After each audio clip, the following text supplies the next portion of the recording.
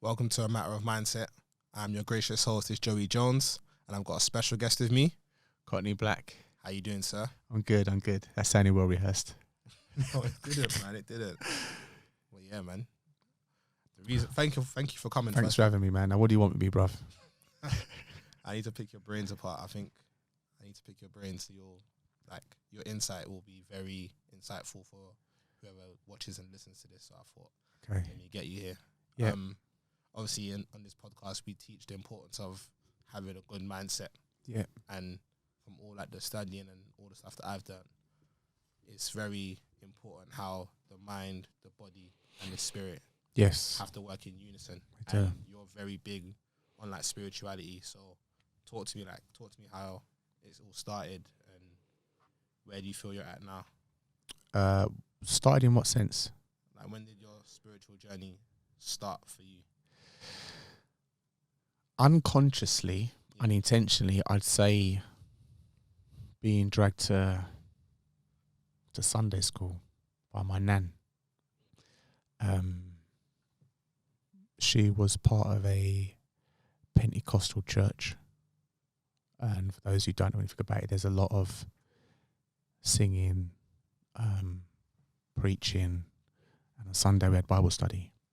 Like a general overview, but I'd say unintentionally that's the beginning of your spiritual journey because you don't realise that it's beginning. Yeah, I understand that. Do you know what I mean? It's kind of like thrust upon you in a sense. Yeah.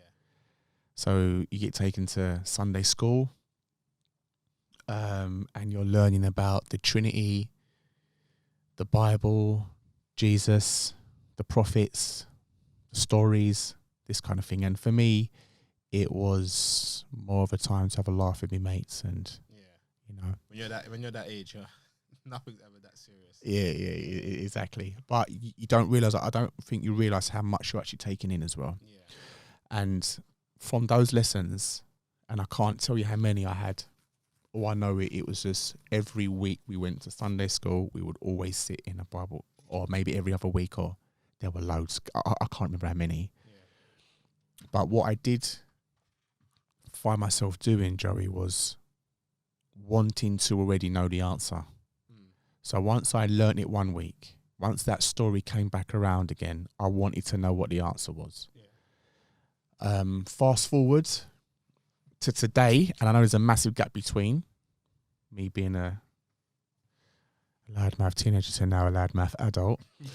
I'd say the spiritual journey now is, that's a big question.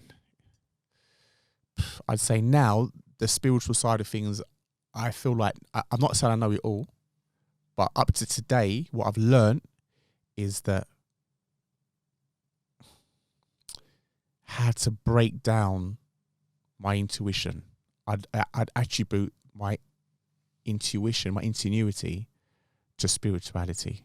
I understand that. So if I meet someone and we're getting on, and especially now, for those people that are not religious, I don't believe in God or that, okay, cool. The energy side of things, I believe that's also a part of spirituality. Yeah. I feel like you being able to pick up on different energy is maybe you're more capable of it the more spiritual you are. Yeah. So I feel like for me, there's no separation between your spirituality and your intuition. But I believe that, let me, because I'm thinking this out loud, Joey, so let me say that your spirituality is the umbrella like this. Yeah. And underneath that umbrella, I'd say is empathy, intuition, and so on and so forth, like this. Those virtues to me are all encompassed by spirituality. Yeah, to get it. Yeah. However, whichever direction you really want to go in. Do you know what I mean? Yeah. What about yourself? You know what? Mine's kind of similar to yours. Like my mum used to like force me to go to church, whether she was going or she was not. I used to just go. I used to like do like readings in church, do like the bidding prayers. And what prayers? Bidding prayers. Well, I went to a Catholic church. So we'll do like bidding prayers. Bidding for what? It's in bidding prayers. Just the blood of Jesus Christ and the flesh, like you're bidding, like you're shouting out, like. No, it's just like bidding prayers in like Catholic church. So, okay. Yeah. then I never heard of that, but yeah. Then afterwards, confirmation. One of my uncles, who's kind of late, he's late now, God rest his soul. He bought me a Bible, and I started reading that. Then I kind of got an understanding of spirituality kind of through there. Then when I went to uni, I studied philosophy, politics, and ethics. And obviously, before you go to uni, they check your background and all that. And they used to call me the Catholic boy at uni. Really? Yeah. And I can't lie, it kind of demoralized me still. Why? Did you feel ashamed? No, as in like, almost like, they used to ask me like in like lectures and that, like, oh, why do you believe in God? Blah, blah, blah. And then it's like, oh, if God's not real. And then questions, and then questions, and then questions, back yeah. then, the reason if God is real, you mean? Yeah, if God is real. I believe God is real. I know God is real. Yeah.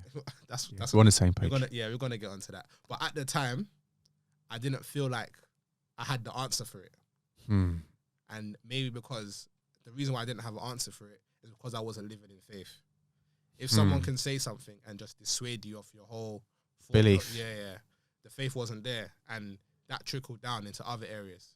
So I had to just go through my own journey of reading the word, understanding the scriptures and all that. And that's been my journey, really. What you said made my ears prick up. So if you're saying that, not to spend too much time on it, Joey, but if you're saying that you feel like, or anyone feels like, if something's said to them and it dissuades them from their belief, that their faith is not up to scratch. That's not always true. I'll tell you why. Someone can out-argue you, but still be wrong. Do you get it? I understand. Yeah. So someone could be very strong in their argument. Like, there's this guy, I can't think of his name, the blonde-head guy. He's really anti-God. So he's a scientist. I can't think of his name off the top of my head. Are you thinking of Richard Dawkins? No. Yes. Richard Dawkins. Yes. So he's strong in his argument, although we know it to be false. So if you were to have someone who's maybe a new Christian or a new Muslim even, anyone is a believer but they're new, because he's strong in his argument, he may be like the person that's the believer, like I said, regardless of whether it's Judaism, Christianity or Islam, because he's just a disbeliever in God. Yeah. He could then possibly, not all the time, may Allah preserve us or anywhere, but it could be that he out-argues the person who's in the right. Yeah. To get it.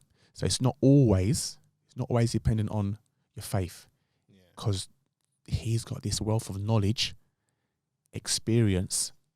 He can maybe pin you in and you feel like, But if you learn the knowledge, if you've got the knowledge of your faith, then you can have a reasonable argument now. To get it? Or rebel some of the arguments. Do you get me? But I just think it wasn't really for him to question it, in my opinion. Because who, Dawkins or this individual? This individual that questioned me. To be honest with you, and yeah, not to cut you up, but there's loads of them. I have it on building sites. When I say I'm going to go pray, what? You're Muslim? Or they go to me, sorry, Joe, I know you're saying it. I do it a lot. Bro, talk. Yeah. Because I'm trying to relate with you on something. Yeah, bro, it's cool. Don't worry. Yeah. I'll let you finish, but basically, in short, when you go onto a building site, and I had it a lot over the years. How was your weekend? As you do, come Monday morning, talking about the weekend. Oh, what did you do? I just chilled. I went here, done that. Do you drink? Because the lads might be going for a pint after work. Do you drink? I don't drink. Come along anyway. Nah. Sometimes I might go. Sometimes I might not. But the question always comes up is, why don't you drink? I say, because I'm Muslim. The amount of chins I've seen hit the floor, bruv. What? Because of the way I sound, where I'm from, how I look. It's me in Islam. The amount of people say to me, no way, no chance, not you. They don't put the two together. Maybe that's because of my bad manners, or because I know sometimes I use foul language, but that question always comes up. Why?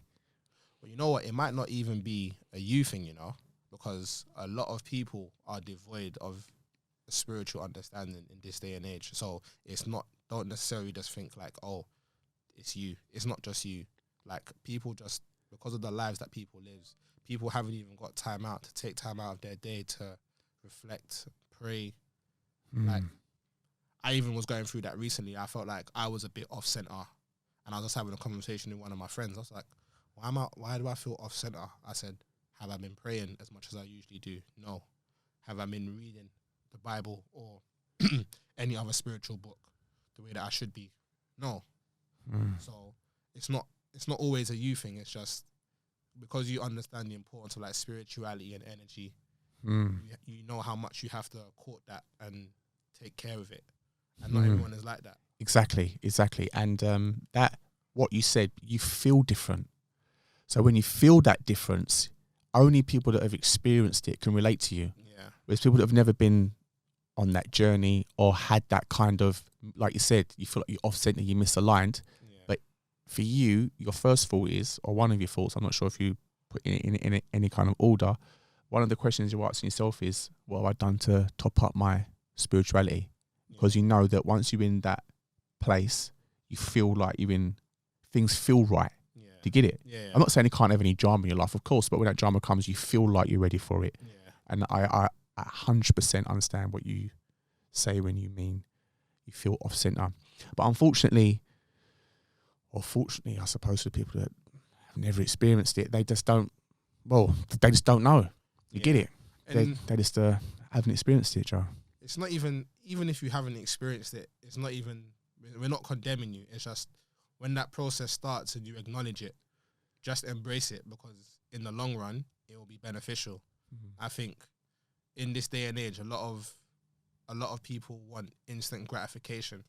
And it's like when you're going through a spiritual journey, you're not going to see the rewards now. And that's almost with anything. You might not see the rewards now, but 5 years down the line, 10 years down the line, you'll be like, oh, I'm grateful I went through that because that catapulted me to that, or that begun the process of that. So what do you mean, like a life experience? Yeah, like as in like we can look at, like, depending on your perspective, you can be like, you can have like a negative perspective on something that happened, but you can be like, nah, it may be negative how I feel initially, but in the long run, I needed that because that catapulted helps you grow in a certain way. Helps you.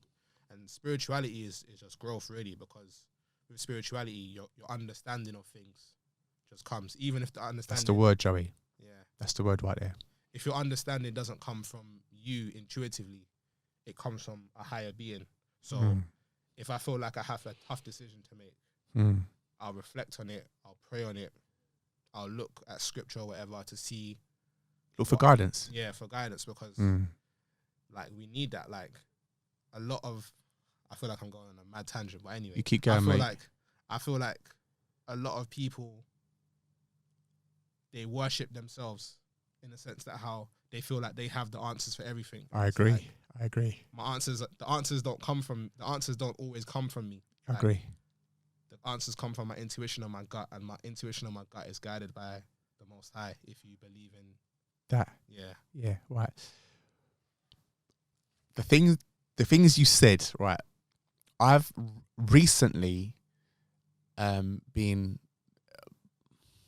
I don't intentionally meditate on it. I don't think meditate's the right word, but I'd say I ponder on it. Is pondering meditating? I don't know. But I've been trying to strip back my ego from being at a point of, let's just say, having a big ego. So now I'm at a point of where, and I'm not praising myself, and I'm not saying this is the end of wherever this journey is taking me, or wherever this kind of like self-reflection is taking me. But I'd say now, that word you said is understanding. When it comes down to stripping back the ego, and I've learnt this benefit myself, trying to communicate it to other people. Everyone that I kind of talk to is kind of, and I don't want to sound egotistical either. I don't want to say on my level. I don't mean that. I mean that some people you speak to, they just get you. Do you understand? Nah, they just get you. I totally understand. Yeah, bro. And I don't want to make it sound like they're on my level. It's not that. It's just that maybe there's a resonance between like what you've just said it's right now, Joey, it's making fireworks go from my brain, mate. I promise you. And I'm about to express why, if I can. Nah, go on, bro. Like, try and like summarize it. So, stripping back the ego, yeah, I feel like is a massive part of being spiritual. That has to go completely. For first and foremost, if you're going to be someone that says there's a higher being, you got to instantly accept you have free will, but you're not in control of the outcome. You get it? Yeah. You can put in maximum effort. I'm going to say Allah, obviously, we know it's God. Yeah. If Allah doesn't want it to happen, it's not going to happen. You could put in minimal effort. If Allah wants it to happen, this is going to happen, yeah. We've seen, I think it was about five or 6 years ago, there was an airline, it crashed, one girl survived. Whole plane, they all died, one girl survived. I'm sure you're going to find numerous examples where there's been absolute certainty of death, people survive. And absolute certainty of life, people die. I take it to those extremes because you might wake up today and go, well, I've got to do 1, 2, 3, 4, 5. And you get it all done. Another day, you plan to do 1, 2, 3, 4, 5, nothing happens. Although you plan to get that done. Anyway, not to go off on too much of a tangent. The reason why I'm saying that is to try and get it in your mind and paint this picture that stripping back the ego, you need to accept you make the effort, but if the creator don't want it to happen, it ain't going to happen, mate. No matter how much you try. Do you get it? To even double back on what you said, you saying that's the important part. That is the first step, first and foremost. If you want to subject yourself to a higher being, you have to strip back your ego, because your ego always thinks you're superior. Yeah, or knows best. Yeah, your ego knows best. Yeah. So if you want to subject yourself to a spiritual understanding or understanding of the Most High, you accept that you don't know a lot. You have to subject your ego. And even when I make a decision, I try and I said, if I'm not being selfish, I'm not thinking about me, and I'm thinking of the best interest of everyone else. Yes. I think, okay, what decision would I make? Yeah. If the decision is already regarding me, then I'll think differently. But if I'm interacting with other people, you have to strip back your ego. Right. Now, for me, the way, and going back to the whole initial reasons for this conversation is where's your spiritual journey taking me? I feel like, and again, I'm not trying to say my way is the best way, but I feel like this is the point. This is a part of my spiritual journey. Yeah. So the understanding part is something else that I touched on, Joey, is that once you strip back your ego fully, let's try and couple these two things together if I can. So the acceptance that nothing happens except that God's going to allow it to happen or not allow it to happen, no matter how much effort you try, how much effort you put in or don't put in. Once you can submit, and I'm not saying submit to people, but once you can accept that there's someone that's always going to be above you in terms of knowledge and wisdom, meaning a creator, then you also have to accept that amongst the people, amongst them are going to be ones that have more knowledge than you do, are wiser than you are smarter than you are, etc., etc., etc. And don't think for a second that you can't learn from someone younger than you, because you can. Yeah. Or that everybody older than you is wiser than you. That's not the truth. Do you understand?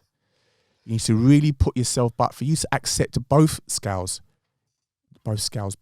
opposite ends of the scale, is my mum can educate me. I can educate my mum. She's got X amount of years on this earth ahead of me. So she's going to have more experience. But that doesn't mean I can't teach her about what we're talking about here today. Yeah. And that I can be taught. I also can be taught. Accept it. Also, if I see I might come across a child, for example, one of my nieces or nephews. They're teenagers. Yeah. They might come to me and say, look, why don't you do this that way? Or why don't you do that way? I can still accept that person can teach me something now as well. Now, what happens is, if you're going to, for me, this is balance between the ages of people, the experiences of people, but you put yourself in the position to still be able to learn. Yeah. Learn from older, learn from younger, learn from less experienced, learn from more experience.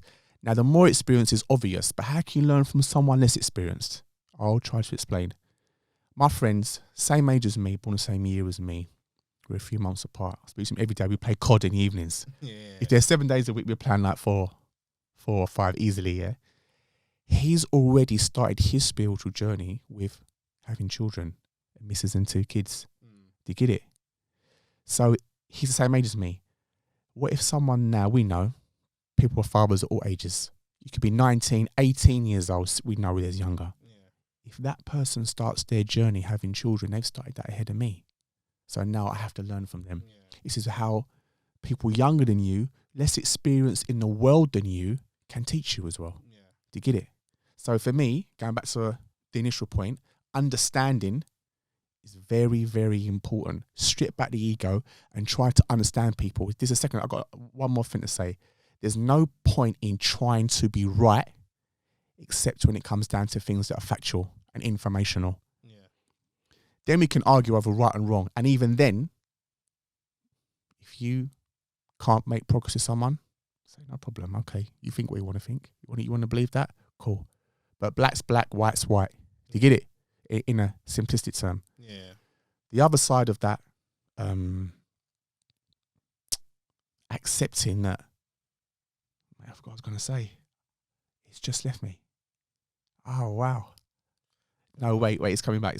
Right. So the other side of you, the learning is, oh my God, Joe, it's completely just left my brain. I don't know what happened there.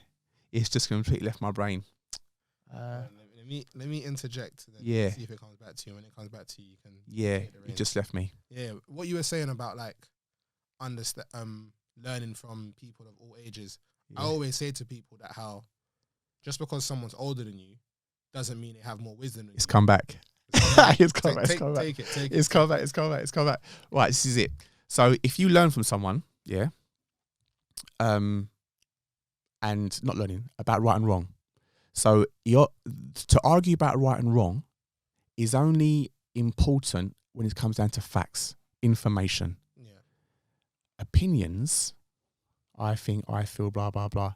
All you got to do with the individual in front of you, don't argue. Try to understand what's brought this person to yeah. That's what's important. That will save you a load of energy. Yeah. Negative energy as well. Because the arguments get out of hand. And for me, it also opens up your chest to empathy. Is you trying to understand people ahead of you trying to be right. You can be living with someone, doesn't matter. It could be your spouse, your friend. You could be in office having to work with someone daily. If it's informational, you got to be on point. Yeah. If it's this person's opinion on something, try to understand how they've got or why they think or what their process is for them to come to a decision. Yeah. And that's what I feel will help you with empathy when you try to open your chest to wanting to understand people. Yeah. And it's fun. I totally agree. And what you were saying about ego is the ego always wants to be validated. The ego always wants to be right. And it's funny when you're having conversations with people or you're having, let's say, disagreements or arguments or whatever, I rarely ever hear people say, I understand where you're coming from. Not anymore. Yeah. I used to hear it a lot when I was younger. And now you said that, hardly ever. Yeah. Like, I understand. 100%, yeah. I understand what you mean. Yeah. Yeah, it's true. I think even as people, like, we need to do better in terms of being solution-oriented, because a lot of people would rather be right. Yeah, a lot of people would have problems. They approach them in an egotistical sort of way, and it leads to them being unhappy. Like, people that are proper ego-driven are not really, I don't want to say happiness, because happiness, it fluctuates. Broad, yeah, it fluctuates. But there's like a level of contentment that they don't really have when everything's kind of ego-driven. And I'm not saying that to give an example. Like, okay, if you feel like someone's like proper offended you and you can't find it in your heart to forgive them, that's ego. Because I disagree. Offended you verbally? No, as in like, what do you, like personally offended you, like swore at you or whatever else? No, not like that. As in like they've done something that whatever. Yeah. Like if you can't find it in your heart to forgive them, that's ego. Because according to scripture, it says, forgive our trespasses as we forgive those who trespass against us. So if we're guided by spirituality and intuition that comes from the Most High, we have to find it in our heart to forgive others. Not being able to forgive is an ego-driven emotion, in my opinion, based on what my understanding of scripture. Forgiveness, right? The forgiveness is probably the hardest thing that humans struggle with. In my forgiveness, like there's always someone that you think, like, yeah, they've done me wrong. Yeah, like, and I can't get over it. And I've been there, and it's just like, if you want to move forward as a person, you have to let that go. Like, I'm not spiritually. Yeah. Like, I'm not forgiving you for you. I'm forgiving you for me. I know it sounds. No, that's right for your growth, but right. Go on. Yeah. Okay. Forgiveness is very good. Forgiveness is a very good quality. If you can have this within your heart, it is good, without a shadow of a doubt. And we're talking about what's been done to you, not the wrongs that were done to others, because that's a different type of forgiveness. Because if you were a father and someone's murdered your son, it's allowed for you to not forgive them. So we're not going to talk about something external of you. We'll talk about what's personal. For example, if you were the leader of a community, yes, and someone had done wrong to the people, it's not for you to forgive. It's for the people to forgive. And the collective of people, they're not all going to forgive. Do you get it? Like what happens with Andreas, that guy that done the shootings in Australia. He went into the mosque and killed however many people. It's not down to the Prime Minister to forgive him. And even if she did, was it New Zealand, wasn't it? Sorry. New Zealand. I'm not even sure of this story. I'm going to check it out. Yeah. Oh, right. Well, basically, this guy went into a mosque a couple of years ago. Last year, I think it was. Oh, I think I've heard of it, but the name is evading me. Oh, yeah, I think yeah, I can't think of his name, but he recorded it on Facebook. He had like a little camera on it, streamed it live on Facebook, went into a mosque and killed 54 people, or 51 people. If it was 50 plus anyway, men and children, men and young guys, older young men, should I say, put that properly. Do you get it? Yeah. Anyway, it's not down to, and I know I'm going off on a tangent, I want to keep it quite short. It's not down to the leader of the community, of the country, to forgive him, because the rights are for the families over him. Do you understand? Yeah. Because he's taken the lives away. Yeah. You get it? Okay. So the forgiveness that I think we can I'm talking about verse on is if someone's done something to me personally, because this is a different type of forgiveness, isn't it? You get it? Yeah. It's an amazing quality, and I try to do it as much as I can. And I tell you why, as I've gotten older as well, I've learned to let more go. And I'm not saying that you can't be a savage and be forgiving. You can. Unfortunately, little side note, the more you show your soft side, some people see that as a weakness. It's not that. And I'm also learning as well that some of the most savage people I know are so happy, so kind, so friendly. But if you get on that side of them, you're in a world of trouble. Yeah. Now,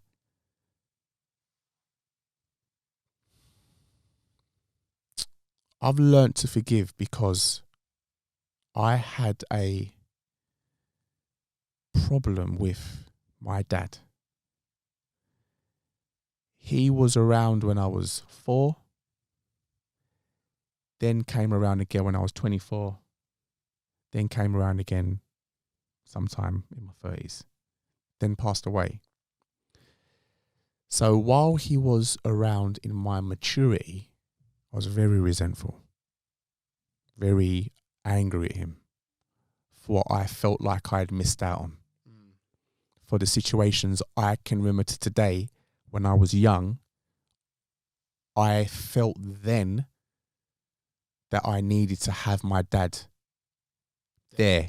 Yeah. Do you get it? I understand. We're in school, where's his dad? I used to lie and say that my dad was a basketballer and he was away on trips and that. Because I didn't want to say that I don't know where my dad is. Yeah. Do you get it? Yeah. I've had situations where I've had big hench white, as a teenager. I used to work on a Sunday market in a place called Docklands. There used to be a Sunday market there. Docklands Sunday Market in Beckton used to be.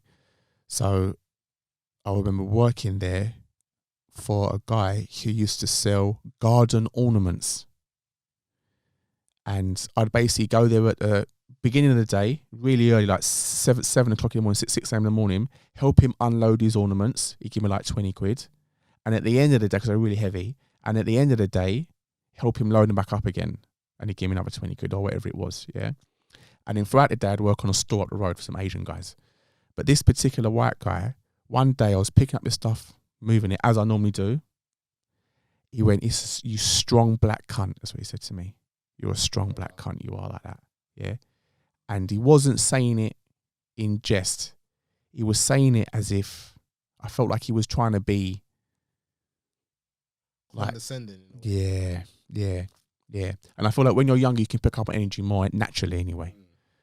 I felt like moments like that, I should have been able to go home and tell my dad, "Look, such and such, whatever. But when you were a young boy, like now, you say it to boys that were my age. Now they'll just come back and they'll bring the Rambo and sort you out. That's it. The game over. Yeah. Possibly. Some guys will. Some guys won't. Either way, I felt like those kind of situations and other. I could give you this as long as my arm, bruv. Going to your football game. Where's your dad? Going to. You know what I'm saying? Anyway, that feeling needs forgiveness. Yeah. I didn't forgive my dad when he was around. So then he passed away now because of my grudgefulness. I didn't have a chance to teach him about Islam because I was a Muslim. And Islam is such a good virtue to be forgiven. Do you get it? Yeah. So now what's happened is because of my lack of forgiveness, I'm now in a situation now, this person who I could forgive, they're gone. I'm never going to. Yeah, it's gone now. So from then, and most of I've had arguments with people since. I always leave my door open. I'm not interested in being grudgeful. And it was while that happened. I remember I just said to her, there's a guy I play COD with.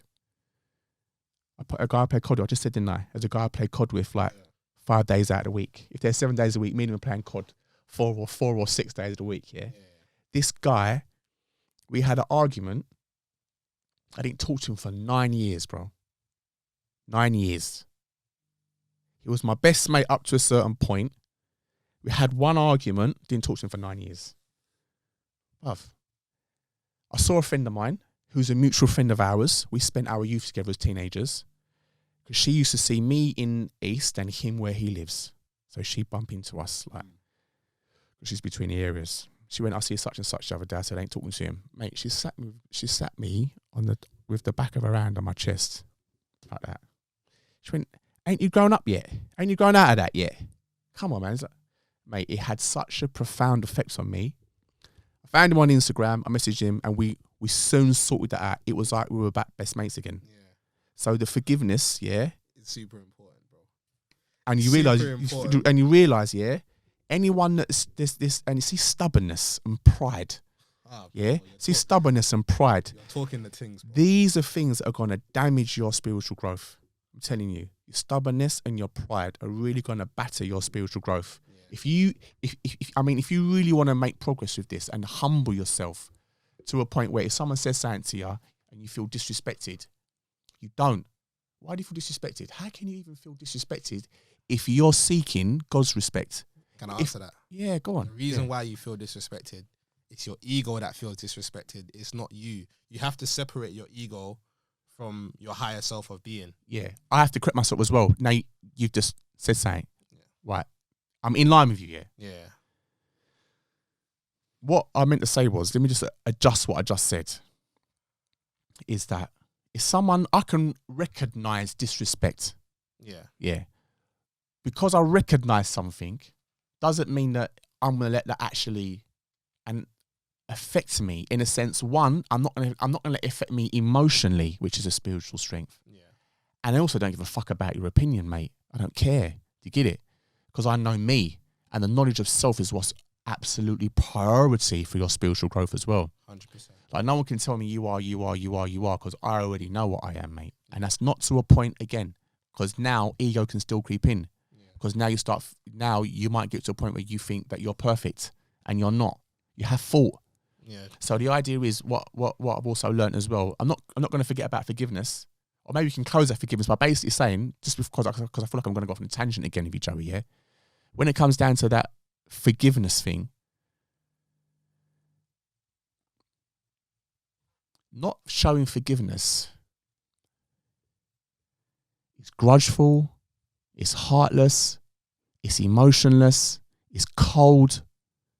You strip yourself of empathy, you strip yourself of sympathy, you strip yourself of consideration, you strip yourself of love. Do you understand? I understand 100%. Yeah. Just because of your ego and your pride, you can't forgive someone. Even if, and also as well, you shouldn't need a response to your forgiveness for you to be able to forgive someone, bruv. Yeah, I agree. Do you understand? Bro, yeah. I totally agree. Yeah, it's not, your forgiveness should be unconditional. It's not I forgive you, or I forgive you, but you said that, or I forgive you, and then you're waiting for a response, like someone should then say back to you, well, I'm so no. Yeah. If you really forgive someone, you need nothing back. Yeah. At all. Yeah. And the only person that's going to be damaged from you needing something back, or you not being genuine with your forgiveness is you. You're gonna be the one. It's funny. That's that loss. It's funny. A lot of the experiences that you were documenting just now, I could relate to a lot of them. I had a friend that I went secondary school with. I went sixth form with.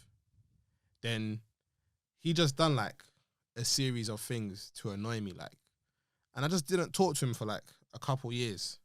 Fast forward now, I see him recently, and we're talking, and we're like, yeah, let's reconnect. And we spoke now, and he goes, oh, I've got something to tell you. And I'm like, what? I thought he was going to tell me like something. When someone says they've got something to tell you, I always fear the worst. But he's just like, I got to apologize to you, you know? And I'm like, what for? And he goes, I feel like I could have been a better friend to you. And I said, you know what? He's thought about that, bro. Yeah, I thought about that. He's thought about that, bro. And I said, bro, I could have been a better friend to you as well. I'm not going to sit here and be on my high horse and be like, yeah, I was the only one that was wronged. I could have been a better friend to you. Even if you don't know that, I know that. Yeah. So I'm like, bro, listen, it's not even, I understand you, bro. It's cool. Like, it's done. Yeah. You reconnected now and everything is cool. And it's just like, you have to, on the forgiveness thing, you have to forgive yourself of your past mistakes. That's another thing. And in regards to other people, you don't necessarily have to forgive them the way in which they want you to forgive them. Like, you forgiving them is like being able to move on. And it's just like, when you hold that resentment in your heart that you can't forgive someone, your ability to move forward is halted. Blocked. It's blocked. You can't move forward at the rate at which you want to if you can't forgive. So I said, okay. In spiritual growth. Yeah. Yeah. So the forgiveness thing is 100%. It's very, very important. It's very, very important. And also in what I've found is that in all of these aspects of even you trying to improve, ego can still creep in. Yeah. Because then you end up giving yourself these attributes. I am forgiving. I'm a forgiving person. Ego creep in. You get it? Yeah. Because now you become trumped up at your own attribute. Yeah. This is why the humility needs to stay there as well. Yeah. You understand? You know how I know you can identify ego as soon as you throw the word I in front of it? The ego is always I. Whereas if you're going to forgive someone, just do it. If you overthink it, that's when it becomes egotistical. If you're going to forgive someone, it's like, okay, cool. I'm going to forgive them just because it's best for both parties. So it's best for both parties. But if you're just like, you're thinking about like, should I forgive that person? Should I forgive that person? Or I'm going to forgive that person. Sometimes it takes that. Sometimes it does. I think your personal process, if you're quick like that, that's good. Yeah. But some people do I'm quick ponder it. Yeah, no, because that's an attribute of your own. And to be like that is good. But I feel like everyone's should do it, should forgive when it's a personal thing, but some people do it at a different speed. Yeah. Do you know what I'm saying? Because sometimes you can be, mate, I've been caught up in anger for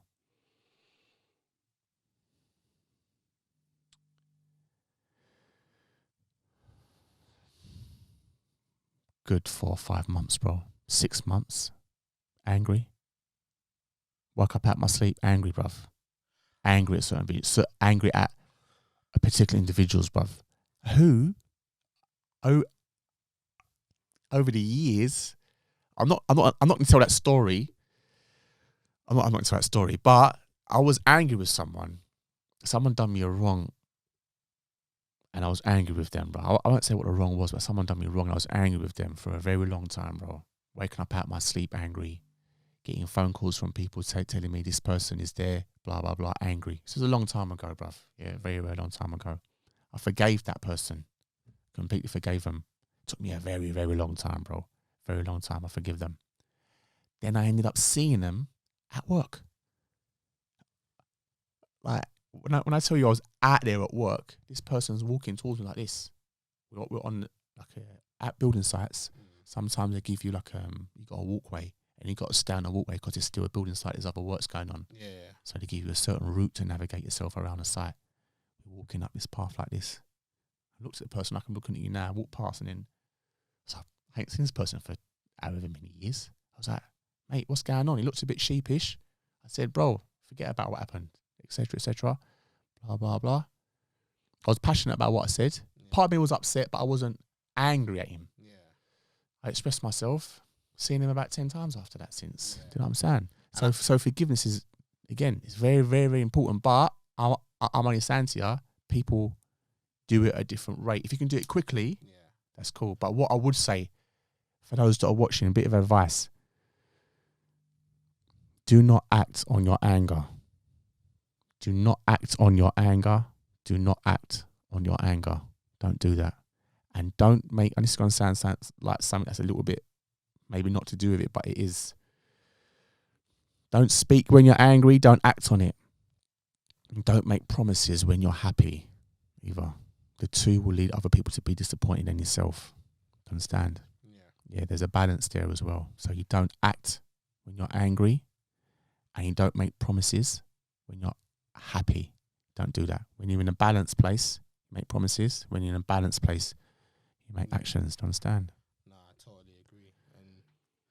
Nah, you said some real stuff, man. And I just think, like, in terms of the reason why I spoke about forgiveness on the personal level is because if we want to make growth on a wider scale. What do you mean, for us or for our community? Our community and just anyone. It's just like, if you want to make growth, let's just say it's for our community. If you want to make growth. When I say community, I mean human beings. Yeah. As in, if you want to make growth in the way in which we deal with each other. Yeah, our relationships interpersonally have to be improved. That's why I said the understanding of the spirituality has to be spoken about, because you can't always go off your emotions. Like, okay, cool, this person's upset me, I'm angry, I'm not going to forgive them. I've been like, I'm not even saying it in a condemning way because I've been there. We've all been there where it's just like, I could never forgive this person, but it's just like, holding that resentment in your heart is just not the one, bro. You know, I'm saying that in hindsight because after I've gone through my process of being able to forgive someone, I can look back in retrospect and think, wow, I was actually holding that resentment in my heart for that long. And it's no coincidence that when I needed to invest energy into something that I really was passionate about, the energy wasn't there. And I would be perplexed as to why the energy is not there. And you think that's because you didn't have forgiveness to someone else? Yeah, just my heart wasn't in the right place. Not because of the person. Okay. Just because of what. So basically, because the effect of the situation, like the spiritual baggage of it, in a sense. Yeah. You feel that was blocking you from making progress. 100%, bro. 100%. Do you feel like that manifested in the physical world because you didn't feel right spiritually? 100%. They're all connected. They're all connected. The mind, body, and the spirit are all connected. Yeah, but I'm saying We're on the same page. I agree with that. I'm saying, did you feel like, I need to make this clear, did you feel like, for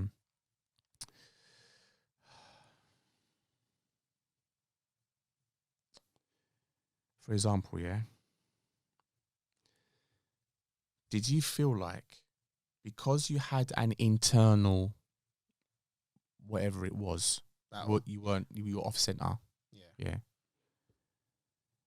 that your mindset wasn't allowing you to apply yourself, and make the progress you need to apply? Or do you feel like because you were off center, that had manifested itself, that spiritual feeling had manifested itself in the physical world in a calmer sense, and that was stopping you from making progress? Both. Both. Like when you're like the mind, the body, and the spirit, they all work together. Yeah, I agree with that. So if the spirit is off, it's probably because the mindset is off, and that's going to manifest itself outwardly in the physical world. Coming back to you, or you putting out? Both, because we know the law of karma. What goes around comes around. Yeah. So maybe it can be it can be blocked, but we'll talk about it afterwards. Yeah, like unbeknownst to me, I may not have been conscious of me putting out bad energy, but again, as human beings, we're selfish. We don't like to. We can be selfish. Sometimes we may not be conscious of what we're doing, but when we're receiving bad energy, we're like, oh, why am I receiving all this bad energy? Why is nothing actually just going my way? And it's because of the energy you're putting out. So, the spirituality thing, it ties in with the mindset and the body completely. Like, I can't preach that enough. And I was always like, when I first started this mindset thing off, I'm like, yeah, I'm going to work on my mindset. I'm going to work on the mindset. That will change everything. I'm just like, no. That was a very fickle and ignorant understanding. If I want to work on my mindset, I have to do the body, the spirituality, and the mindset, because they all work together. They don't work independently. Yeah, I agree with that. But one, you do train more than the other. For example, if I go to the gym, I'm training the body. You're training the mind. But continue. No. You're training the mind. No. I let it land, Joey. Go on. Let it land. Go on. Back on that aircon. Just there's a power button just there. Cheers, buddy. Right there. Thank you. Cheers, bruv. So, what you weren't letting land? Nah, let it go to you, bro. Go on. So when I go to the gym, yeah, and I'll give you the 3 examples of working the body, the mind, and spirit. When I go to the gym, I'm working the body. It affects the body priority. Sorry, it affects the body as a priority because that's what I'm working. Yeah. Muscles, yeah? But there's a benefit for my mind and there's a benefit for my soul. But the priority was the body. Yeah. When you go to church, say with someone, I can't talk about church right now. I've done it for forever. So Ramadan, we're obviously aware what Ramadan is, the time when the Muslims fast, etc. That's a massive, although you're fasting the body, priority is your spiritual growth. You get it? Yeah. You're fasting the body. Yeah. Priority is your spiritual growth. But your body benefits from the fast. Yeah. You get it? And your mind benefits from the fast. Scientifically, they've proven that now. And in working the mind is, let's say, knowledge. You're learning. Hang on. But the learning, I can't see an instant way, maybe learning about your body, but I can't see how the learning affects the body. I can't see that except through applying the knowledge, which I'd say then is eating right. Yeah. Knowing how to train. There's that way through as well. Do you get it? Yeah. The reason why I said it's the mind, is because the mind is the source of all things. So it's just like... What do you mean? Okay, the mind is the source of all things. Okay, cool. You're going to the gym, yeah? Say you go to the gym, you're doing like chest press or whatever. Yeah. The weight is super heavy. Yeah. Part of you wants to quit, but part of you... drives on. Is able to push. Yeah. That's your mind. It primarily affects your body, but being able to push and persevere is a mindset. I wouldn't say that. Go on, I'll let it land now. Go on. I'll let it land. Go on. Yeah. What are you saying? Being able to push and persevere is a mindset. Yeah, Or yeah. even stuff like diet. Like... The discipline. It's a mindset. everything starts with the mind, from my perspective. Okay. And I was gonna ask you, what do you feel like is the difference between the mind and the spirit? Because I'm finding it very difficult to separate the two. Because all three are joined by the heart, which we haven't mentioned yet. So the heart is for me, the heart is where you receive your intuition. The heart is where you receive your spirituality. It's the heart. The heart's the most important organ in the body, not just because it pumps blood around, because it's the heart with which you connect. The heart is what you connect to the creator. It's not your mind, it's not your body, it's not your spirit, it's your heart. The heart is your heart is what you use for your empathy. So if your heart is corrupt, then there's going to be a problem for everything else. So the heart, for me, helps you drive the willpower. The heart helps drive the mind. The heart helps drive the heart. It's all, for me, the heart's the most important thing that you need to take care of. Not from a health perspective, but from a willpower perspective. And then that drives everything else, the body, the mind, and the spirit. Okay. If your heart's in the right place, you get it. And I feel like when people say, and I feel like it's a phrase we hear often, he's got a clean heart, he's got a clean heart. You ain't got a clean, mate. You ain't got a clue what's inside anybody's heart. Only God does. You get it? Yeah. The only inkling you have of what's inside people's hearts is nothing. Nothing at all. Only God knows what's in the hearts. Yeah. And I can't reiterate that enough. However, if Allah wants to reveal to you something of intuition about someone, so you feel like, I need to stay away from that person, that's not a job I need to go to, apply for. That's not somewhere I need to be. Yeah. That's etc., etc.